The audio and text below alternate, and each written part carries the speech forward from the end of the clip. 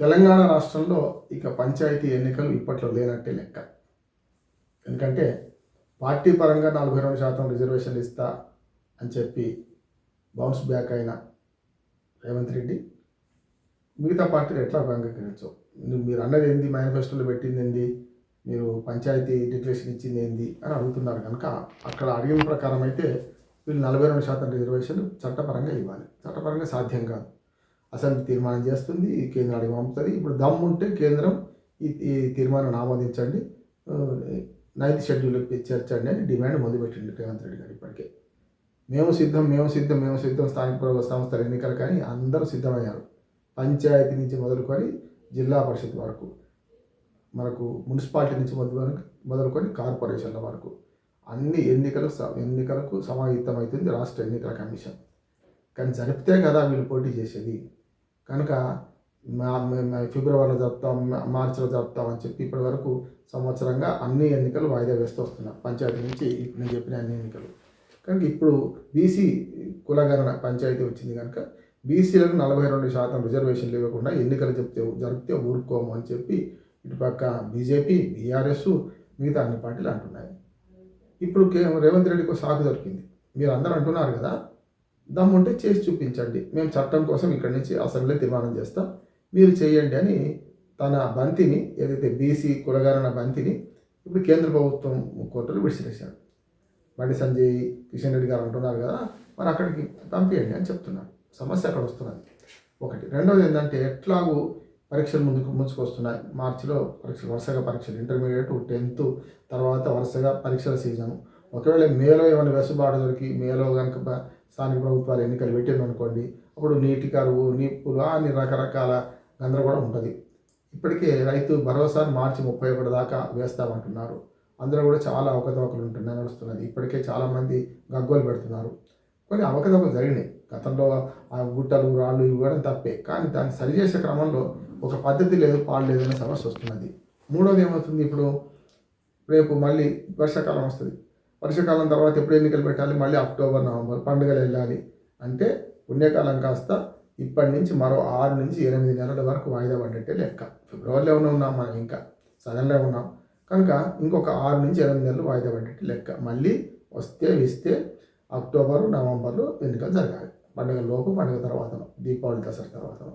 కనుక ఇప్పుడు ముంచుకొచ్చేది ఏం లేదు. ఇప్పటికే వ్యతిరేకత పెరుగుతుంది కనుక ప్రభుత్వానికి ఒకటి ఆలోచన ఏంటంటే, ఇప్పుడు తెలంగాణ రాష్ట్ర ప్రభుత్వానికి మొదలు పెట్టుకుంటే ఈ ఫిబ్రవరి, మార్చిలో పెట్టుకుంటే కొంత ఈ 14 నెలల వ్యతిరేకత కొంచెం అంత పెరగకముందు పెట్టుకుంటే బాగుంటుందని ఆలోచన చేసినట్టున్నారు. కానీ అది సాధ్యమయ్యే పరిస్థితి నాకు కనపడతలేదు.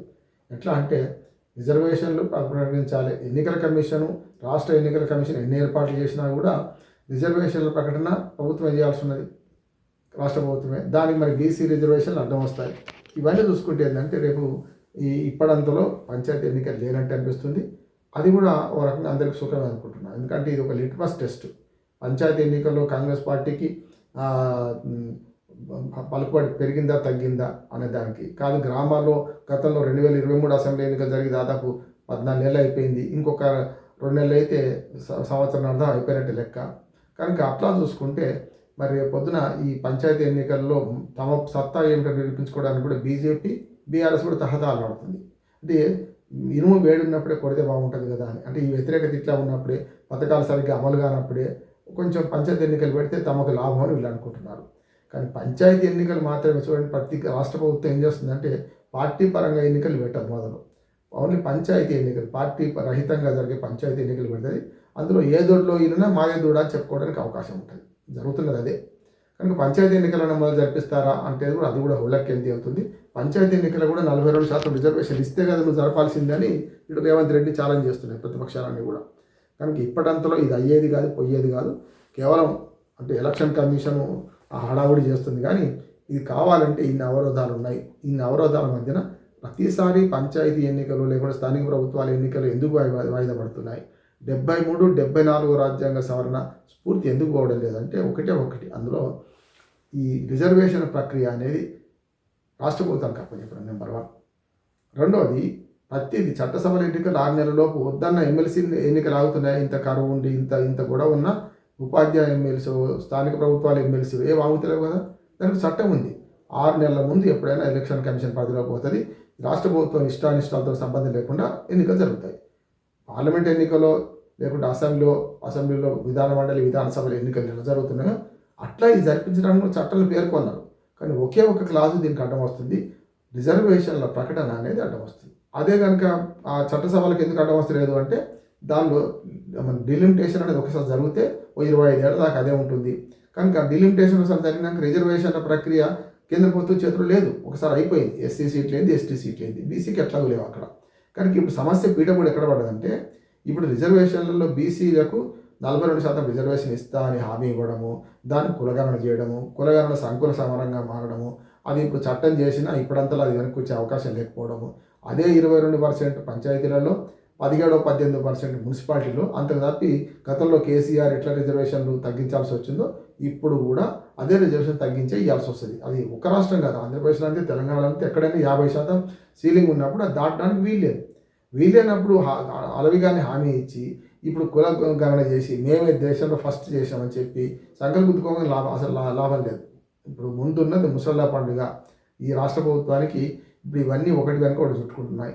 14 నెలలుగా 14 ఏదో ఒక ముందరికి రావడం, మళ్ళీ వెనక్కిపోవడం, అంటే మైండ్ గేమ్ రాజకీయాలు, డైవర్షన్ పాలిటిక్స్ నడుపుకుంటూ ప్రధాపెట్టిన ఎక్కువచ్చారు. కానీ ఎన్నికలకు వచ్చేకల్లా ప్రజలు చూస్తుంటారు. ప్రజలది షార్ట్ మెమరీ అని చాలామంది అనుకుంటారు. ప్రజలు షార్ట్ మెమరీ కాదు, ఎవరిని ఎక్కడ ఉంచాలని చూస్తారు. పంచాయతీ సమరం ఒట్టిది కాదు. ఇక పంచాయతీ సమరం వాయిదా పడితే కొంతవరకు కాంగ్రెస్ పార్టీకి నయమే, కానీ ఎంత వాయిదా పడితే అంత నష్టం అని కూడా ఒక అంచనా ఉన్నది. పంచాయతీ ఎన్నికలు ఎన్ని రోజులు వాయిదా వేస్తే అంత రాష్ట్ర ప్రభుత్వానికి వ్యతిరేకంగా ఫలితాలు వస్తాయి.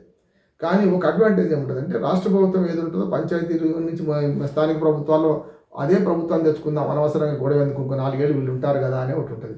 కానీ ఇప్పటికే ఉద్యకాలం కాస్తే 1.5 పోయినట్టే, 1.5 ఇయర్ పోయినట్టే, 14 నెలలు పేరుకే. కానీ చివరి 6 నెలల ముందే కదా ఎన్నికలు జరిగేది. 2028లో ఇప్పటికన్నా 6 నెలల ముందు ఎన్నికలు జరుగుతాయి. అంటే ఏమన్నట్టు ఇక 3 ఏళ్ళు మిగిలింది. 3 ఏళ్ళు మిగిలితే ఇప్పటి నుంచి ఇంకొక 6 నెలల తర్వాత చేస్తే అప్పుడు 3 ఏళ్ళు కూడా పూర్తిగా ఉండదు. కనుక అప్పుడు ఏ పరిస్థితి వస్తుంది అనేది ఆలోచన చేయాలి. ఏదైనా సరే ఈ మొత్తం పంచాయతీ ఎన్నికలు ఇక వాయిదా పడ్డట్టే లెక్క. ఈ లిట్మస్ టెస్ట్లో ఎవరు ఫెయిల్ అవుతారో ఎవరు సక్సెస్ అవుతారని మరొకసారి ఈ వాయిదాతోని రేపు రాష్ట్ర ప్రభుత్వానికి నష్టమా, కాంగ్రెస్ పార్టీకి నష్టమా, టీఆర్ఎస్కి నష్టమా, బీఆర్ఎస్కి నష్టమా, బీజేపీకి నష్టమా, ఇవన్నీ తేలబోతున్నాయి. ఏదైనా సరే ఈ సమరంలో ఇప్పటింతలో పంచాయతీ ఎన్నికల సమరం లేనట్టే లెక్క. నమస్కారం.